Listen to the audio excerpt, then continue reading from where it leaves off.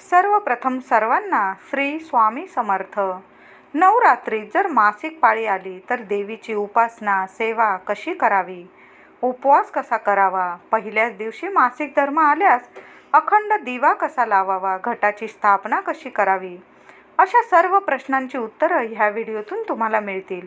म्हणून व्हिडिओ शेवटपर्यंत बघा. चॅनलवर नवीन असाल चॅनलला नक्की सबस्क्राईब करा आणि जास्तीत जास्त शेअर करा. यावर्षी नवरात्रोत्सव 15 ऑक्टोबर रविवारपासून सुरू होत आहे. नवरात्री वर्षातून दोनदा येते, चैत्र नवरात्री आणि शारदीय नवरात्री. ह्या 15 ऑक्टोबरपासून शारदीय नवरात्र सुरू होत आहे. नवरात्रीत दुर्गा मातेच्या वेगवेगळ्या रूपांची विधिवत पूजा केली जाते. जर आपण नवरात्रीत प्रामाणिकपणे मनापासून जगदंबा आईची सेवा उपासना केली तर आई आपल्यावर प्रसन्न होते, जीवनातील सर्व दुःख आणि त्रास दूर करते आणि त्यांच्या आपल्या सर्व इच्छा सर्वांच्या म्हणजे जी व्यक्ती आईची ह्या 9 दिवसात जास्तीत जास्त मनापासून श्रद्धेने सेवा करेल त्यांच्या सर्व इच्छा पूर्ण करते आई. तुम्ही मागाल तो वर आशीर्वाद जगदंबा आई आपल्याला नवरात्रीत देते. स्त्रिया नवरात्रीत उपवास करतात, नियमांचे पालन आपल्या घरात करतात, श्रद्धेने आपल्या कुलदेवी आईची पूजा करतात. 9 दिवस दुर्गा सप्तशतीचे पठण आरती केली जाते, नवार्णव मंत्र जप केला जातो. आता समजा नवरात्रीच्या पहिल्या दिवशी किंवा नवरात्रीत कुठल्याही माळेला घरातील स्त्रीला मासिक पाळी आली तर घट कुणी स्थापन करावा, अखंड दिवा कसा लावावा, सेवा उपासना कशी करावी, उपवास कसा करावा. तर नवरात्रीच्या पहिल्या दिवशी, नवरात्रीत कुठल्याही दिवशी तुम्हाला मासिक पाळी आली, काही वेळा घट हलवण्याच्या दिवशी शेवटच्या दिवशी पाळी येते, मग काय करावं. शास्त्रामध्ये नवरात्रीचे काही नियम सांगितलेले आहेत. आपण एकदा का नवरात्रीचे उपवास सुरू केले तर ते किमान 5 वर्ष किंवा 7 वर्ष, 11 वर्ष किंवा 21 वर्ष असे मोजून नीट करावे लागतात. नाहीतर मग उपवासच धरू नये आणि धरले तर किमान 5 वर्ष तरी आपल्याला उपवास करावे लागतात. हे गरजेचं असतं. स्त्रियांनी नवरात्रीचे उपवास केले आणि एखाद्या नवरात्रीत तिला मासिक धर्म आला तर त्या स्त्रीला उपवास करावाच लागतो. लग्नाआधी मुली उपवास करतात, चप्पल वगैरे सुद्धा घालत नाही, इतक्या श्रद्धेपूर्वक उपवास अखंड पूजा अर्चा करतात मनापासून. आणि लग्नानंतर पण करतात. पण काय होतं ना, काही वर्षांनी मूलबाळ होते, गरोदर राहतात. मग अशा वेळी त्यांना खाणं पिणं आवश्यक असतं. मग अशा वेळी काय करावं. असं 9 दिवस पहिल्यासारखे उपवास जमत नाही. मग काय करावं. तर त्या स्त्रीने बसता उठता उपवास केला तरी चालतो. पहिल्या दिवशी उपवास करून दुसऱ्या दिवशी सोडावा आणि अष्टमीला पुन्हा उपवास करून नवमीला सोडावा, किंवा नवमीला उपवास धरून तो दसऱ्याला सोडला तुम्ही तरी चालेल. असे उपवास बसता उठता तुम्ही करू शकता. यामुळे काय होतं ना, संपूर्ण नवरात्रीचे उपवासाचे फळ आपणास मिळते. अष्टमीला जी स्त्री उपवास करते तिचं संपूर्ण नवरात्रीचं फळ तिला मिळतं. असं तुम्हाला वाटत असेल की आधी मी 9 दिवस उपवास करत होती, मग आता असं कसं, तरी चालतं. असं बसता उठता, मी सुद्धा माझ्या वयानुसार बसता उठता आधी मी 9 दिवस करायची, आता बसता उठता मी पहिला उपवास करते पहिल्या दिवशी आणि अष्टमीला करून नवमीला सोडते. असे बसता उठता उपवास केल्याने आपल्याला संपूर्ण नवरात्रीचं फळ मिळतं. काही स्त्रियांना पहिल्या दिवशीच घटस्थापनेच्या दिवशी मासिक पाळी येते, तर घरातील मंडळी असतील, सासू सासरे, पतिदेव यांच्याकडून घटस्थापना करून घ्यावी. ते पण नसतील घरात किंवा काही कारणाने बाहेर गेलेले असतील, बाहेरगावी वगैरे, मग काय करायचं. शेजारची तुमची एखादी मैत्रीण असेल तिच्याकडून तुम्ही घटस्थापना करून घेतली. एखादी कुमारिका तरुण मुलगी असेल तिच्याकडून सुद्धा तुम्ही घटस्थापना करून घेऊ शकता. किंवा तुमचीच घरातली तुमची मुलगी असेल, मोठी असेल, समजूतदार असेल, तिला कळत असेल की कसं करायचं, तुम्ही लांबून सांगितलं की असं असं कर बाई, तसं करून तिच्याकडनं घट बसवू शकता. पण मोठी माणसं असतील घरात तर त्यांच्याकडून बसवून घ्या. तुमच्या घरात मंगल कलश स्थापना असेल, काहींकडं घट बसवतात, काहींकडं फक्त मंगल कलश स्थापना करतात, काहींकडं घट स्थापना, मंगल कलश, अखंड दिवा असतो. या सर्व गोष्टी तुम्ही पतिदेवांकडून किंवा इतर घरात मोठी मंडळी असतील त्यांच्याकडून करून घेऊ शकता. अखंड दिव्यासाठी तुम्ही वात नेहमी घरी बनवत असाल तर तुम्ही पतिदेवांकडून करून घेऊ शकता. त्यांना सांगा कशा प्रकारे करायची, किती मोठी वात तयार करायची. किंवा तुम्हाला तुमची MC ची पाळीची तारीख माहीत असेल तुमच्या मासिक धर्माची, त्याआधी तुम्ही ती वात करून ठेवली तरीही चालेल. नीट ठेवून द्या ती वात आणि मग ती वात त्यांना घेऊन ती अखंड दिवा लावायला सांगितला तुम्ही तरी चालेल. आता ह्या गोष्टी तुम्ही नाहीच जमल्या, तुम्हाला तुमच्याकडून पण राहून गेलं वात बनवणं आणि पतिदेवांना पण जमली नाही, तर सरळ बाजारातून विकत आणून मोठी वात विकत आणा.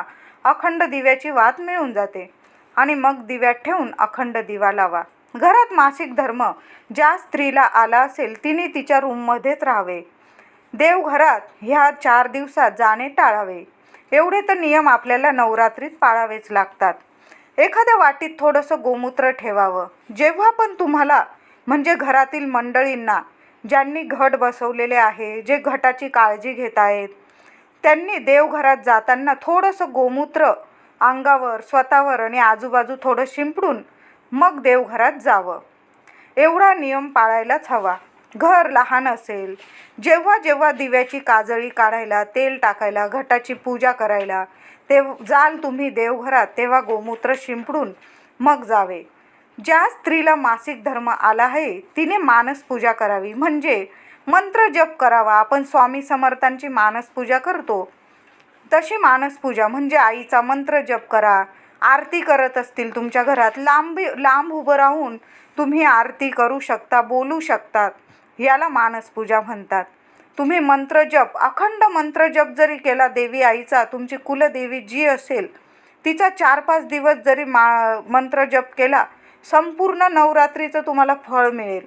असं नाही की तुमचे 4-5 दिवस गेले, असं अजिबात समजायचं नाही. तुम्ही मानस पूजा करू शकता.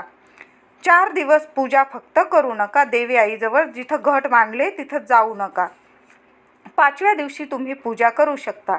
आता काय होतं ना, बायकांना 5व्या दिवशी सुद्धा थोडं का होईना अंगावर जात असेल तर तो दिवस जाऊ द्या आणि मग 6व्या दिवसापासून तुम्ही पूजा करू शकतात.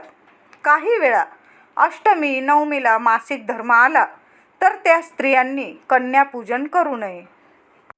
घरातील कुणीतरी कन्यापूजन केले तरी चालेल. कुठल्या देवीच्या साहित्याला, आता बाजारातून साहित्य आणलं कन्यापूजन करण्यासाठी वगैरे, हात लागणार नाही याची काळजी त्या स्त्रीने घ्यायला हवी. आणि चुकून लहान लेकरं असतील घरात किंवा लहान घर असतील, शिवाशिव झालीच तर काय करायचं, घाबरून जायची गरज नाही. दुसरं लगेच नवीन सामान पण आणायची गरज नाही. वाटीत गोमूत्र ठेवावं आणि 3-4 टाईम गोमूत्र संपूर्ण घरात शिंपडून द्यावं. यामुळे कुठलाच दोष लागत नाही. जास्त घाबरायची गरज नाही. 4 दिवस आले मग ह्या सामानाला हात लागला देवीच्या, त्या सामानाला, असं काही नाही. लहान लेकरं असतात घरात, शिवाशिव होऊ शकते.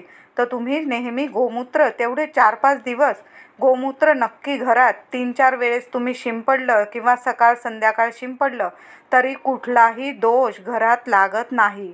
स्त्रियांच्या 4 दिवसात घटाला पाणी, नैवेद्य, माळ, अखंड दिव्याला तेल, ही सर्व पूजा पतिदेवांकडून करून घ्यावी. सकाळीच अंघोळ झाल्या इतर कुठं जाण्यापेक्षा घटाची पूजा करून घ्यावी, दिव्याची काजळी काढून घ्यावी. आता दिव्याची काजळी काढताना प्रथम एक दिवा तिथं आधीच ठेवूनच द्या, त्यात वात वगैरे लावून ठेवून द्या. प्रथम एक दिवा, दुसरा लहानसा दिवा जरी असला तरी तो दिवा तिथं ठेवायचा, त्यात थोडं तेल टाकून ठेवायचा आणि अखंड दिव्याच्या साहाय्याने तो दिवा प्रज्वलित करून घ्या. आधी दिव्याची वात, आपल्या अखंड दिव्याची वात नीट करताना आधी एक लहानसा दिवा त्या अखंड दिव्याच्या साहाय्याने प्रज्वलित करून घ्या आणि मग अखंड दिव्याची ज्योत काजळी काढून नीट करावी. आणि कधी अखंड दिवा विझला, समजा पुरुष मंडळी करत असेल, आपण स्त्रिया जरा जपून करतो किंवा आपल्याकडनं पण कधी कधी होऊ शकतं, दिवा विझू शकतो आणि पुरुष मंडळी करत असतील त्यांच्याकडून विझून गेला. जो दिवा आपण अखंड दिव्यातून लावलेला आहे त्याने पुन्हा अखंड दिवा लावून घ्यावा. अशा वेळी घाबरायची गरज नाही. मनात वाईट विचारसुद्धा आणू नका की दिवा विझला आता काय होईल. तर देवी आई आहे, आपली कुलदेवी आहे, आपली माऊली कधीही आपल्या लेकरांचं ती वाईट करणार नाही. आपली कुलदेवी आपल्या कुळाचं रक्षण करती असते. काही चुकलं माकलं तर आईची माफी मागून घ्यावी.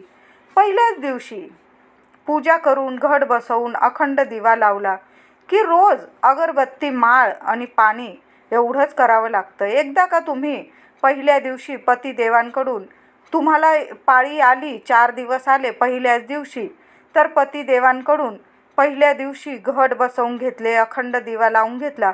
मग 4 दिवस फक्त दिवा अगरबत्ती करावं, माळ पाणी केलं आणि अखंड दिवा नीट ठेवला. एवढीच पूजा असते.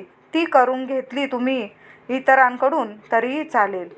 घरातील स्त्रिया 4 दिवस आले तर पतिदेवांनी ही कुलदेवीची सेवा करावी.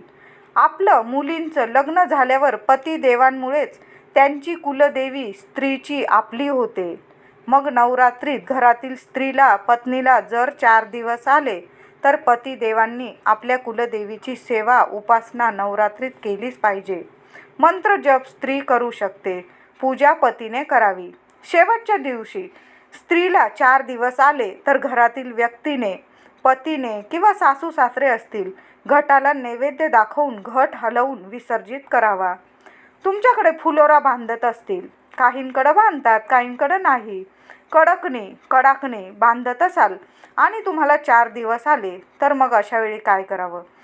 तुम्ही कडाकणी विकत आणून बांधू शकता. नाहीतर तुमचे नातेवाईक, शेजारचे कुणी असतील, ज्या तुमच्या मैत्रिणी असतील, स्त्रिया त्यांच्याकडून तुम्ही कडाकणी बनवून घेतल्या तरी चालेल आणि तुमच्या पतिदेवांकडून बांधून घेतली तरी चालेल. आणि तुम्ही ज्यांच्याकडून कडाकणी बनवून घ्याल त्यांना नंतर तुमचं 4 दिवसानंतर जेव्हा तुमची पूजा सुरू होईल देवी आईची, त्यांना घरी बोलवा. त्यांना हळदी कुंकू लावून, एखादं फळ देऊन, फूल देऊन, गोड खायला द्या. त्यांना शिरा, खीर, काहीतरी गोड खायला द्या. त्यांना मानपान दिल्यासारखं होईल. नंतर नवरात्री तुम्हाला स्त्रियांना 4 दिवस आलेच तर तुम्ही मानसपूजा, मंत्रजप करू शकता. फोनवर देवीचे मंत्रजप ऐकले तरी चालेल. ही सुद्धा एक पूजाच असते. उपवास तुम्ही करू शकतात. तुम्हाला उठता बसता करायचे तुम्ही करू शकता. तुम्हाला 9 दिवस झेपत असेल तुम्ही करू शकता. 4 दिवसात घटाला माळ पाणी खंड पडू देऊ नका.